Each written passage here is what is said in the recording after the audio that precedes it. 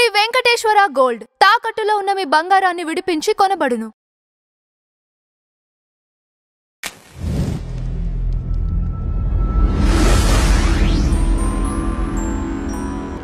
TV ప్రేక్షకులకు స్వాగతం, సుస్వాగతం. ప్రశ్న మీది, సమాధానం నాది. ఈ కార్యక్రమంలో మనం ఇప్పటికే వివిధ సమస్యలు మన ప్రేక్షకుల నుంచి వచ్చే వాటికి పరిష్కారం సూచించడం అనేది జరుగుతుంది. ఎలాంటి సమస్యలు ఉన్నప్పటికీ కూడా అటు జ్యోతిషపరంగా అయితేనేమి, ఇతరతర మనకుండే అవకాశాలు బట్టి వాటిని ఎంతో కొంత మనం ముందుకు తీసుకొచ్చే ప్రయత్నం అయితే మనం చేయటం అనేది అయితే సాగుతోంది. ఇక ఈరోజు మనకి వచ్చిన సమస్య ఏంటి, దానికి మనం ఏ రకంగా పరిష్కారం ఇవ్వాలనేది ఒకసారి చూద్దాం. అయ్యా నమస్కారం. మాది తూర్పుగోదావరి జిల్లా మండపేట. నా పేరు వరహాలు. నేను ఇటీవల అరుణాచలం వెళ్ళినప్పుడు అక్కడ పాలరాతితో తయారైన శివలింగాన్ని తెచ్చుకున్నాను. అయితే ఇంటికి తీసుకొచ్చాక ఇటు మా బంధువులు అయితేనేమి, కొంతమంది చుట్టాలు మన ఇరుగు పొరుగు వారు అయితేనేమి, అలా శివలింగం తెచ్చుకోవటం ఇంట్లో మంచిది కాదు. అందులో పుణ్యక్షేత్రం నుంచి పెట్టుకున్నది మరింత పవిత్రంగా చూసుకోవాల్సిన అవసరం ఉంది.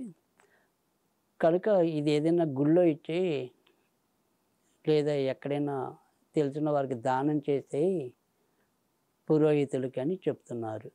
ఇది ఎంతవరకు యథార్థం? నాకైతే ఆ శివలింగం చాలా నచ్చింది, ప్రశాంతంగా అనిపిస్తుంది. ఇది నిజానికైతే కనుక ఇది ఆయన వ్యక్తిగత ప్రశ్న కాదు. ఒక రకంగా చెప్పాలంటే చాలామందికి కలుగుతూ ఉండే సమస్యగానే మనం భావించాలి. అంటే చాలామందికి కొన్ని వస్తువులు అక్కడికి వెళ్ళినప్పుడు మనం, అంటే ఏదైనా సరే ఒక పుణ్యక్షేత్రంకి వెళ్ళినప్పుడు ఏదైనప్పటికీ కూడా ఇలాగా శివలింగాలు కొనుక్కునే వాళ్ళు కొంతమంది ఉంటారు. ఇతరత్ర దేవతామూర్తులు కొని తెచ్చుకునే వాళ్ళు ఉంటారు.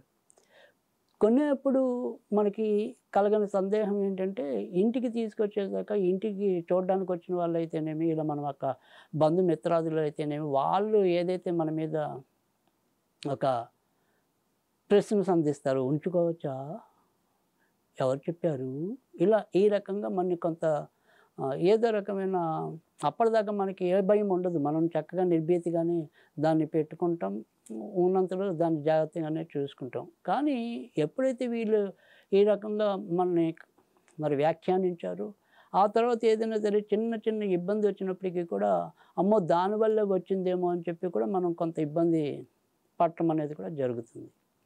అయితే నిజానికి ఏదైనప్పటికీ కూడా మనం ఒక దేవతామూర్తి కానీ ఇలా ఏదైనా సరే శివలింగం కానీ తెచ్చుకున్నప్పుడు దాన్ని ఎంతో కొంత మనం పవిత్రంగా చూసుకుంటున్నప్పుడు నిజానికి భయపడాల్సిన అవసరం అయితే ఎంత మాత్రం కూడా లేదు.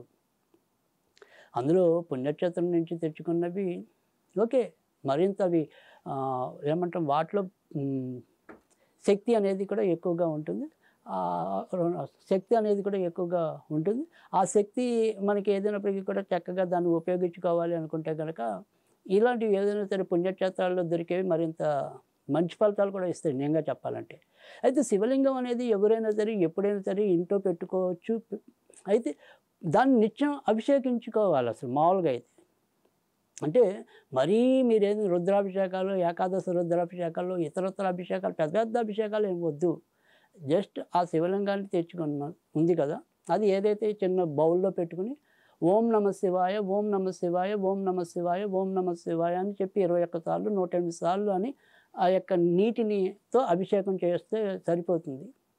ఆ రకంగా చేసిన నీటిని మనం మళ్ళీ తీర్థంగా తీసుకోవచ్చు. లేదా ఏదైనా సరే మరి మంచి మొక్కల ప్రదేశంలో కనుక పోసినట్టయితే కనుక తప్పకుండా అది మనకి శుభ ఫలితాలు ఇస్తుంది. ఏమండి, మేము ఒకరోజు ఊళ్ళో ఉంటాం, ఒకరోజు ఊళ్ళో ఉండం, పొరుగు ఊళ్ళకి వెళ్తూ ఉంటాం. మాకు ఒకసారి జ్వరం వచ్చవచ్చు, ఇంకో రకంగా రావచ్చు. మరి ఈ రకంగా అయితే ఒకవేళ అభిషేకం చేసుకోలేకపోతే ఎలాగ ఏంటి పరిస్థితి అని కూడా కొంతమందికి ఉదయించడం అనేది సహజం. అయితే ఇలాంటి వాళ్ళు చేయాల్సింది ఏంటంటే తేలిగ్గా ఏదైనా సరే శివుడి దగ్గర మీ దగ్గర అవకాశం ఉంటే వెండి పాత్ర ఏదైనా ఉంటే అది చాలా మంచిది. ఆ వెండి పాత్రలో కొద్దిగా నీళ్లు పోసి అందులో శివలింగాన్ని ఎప్పుడూ ఉంచి ఆ నీటిని 2, 3 రోజులకోసారి మారుస్తూ ఉండినట్టయితే తప్పకుండా మంచి ఫలితాలు రావటం అనేది కూడా ఉంటుంది. కనుక దీని గురించి మీరు మరీ ఎక్కువగా చింతించవలసిన గానీ, ఆలోచించవలసిన గానీ అవసరం లేదు. ఈ రకంగా మీరు చేసుకున్నట్టయితే శివలింగాన్ని నిరభ్యంతరంగా ఇంట్లో ఉంచుకోవచ్చు. ఇంట్లో ఉంచుకున్న కొద్దీ మనకి ఏదైనా సరే అకారణ అనారోగ్యాల బారిన పడటం గానీ, అశాంతి తగ్గడం ఇలాంటివి కూడా మంచి ఫలితాలే ఉంటాయి తప్ప చెడ్డ ఫలితాలు ఉండవు. ఖచ్చితంగా మీరు పెట్టుకోండి. చక్కగా మంచిని పొందండి.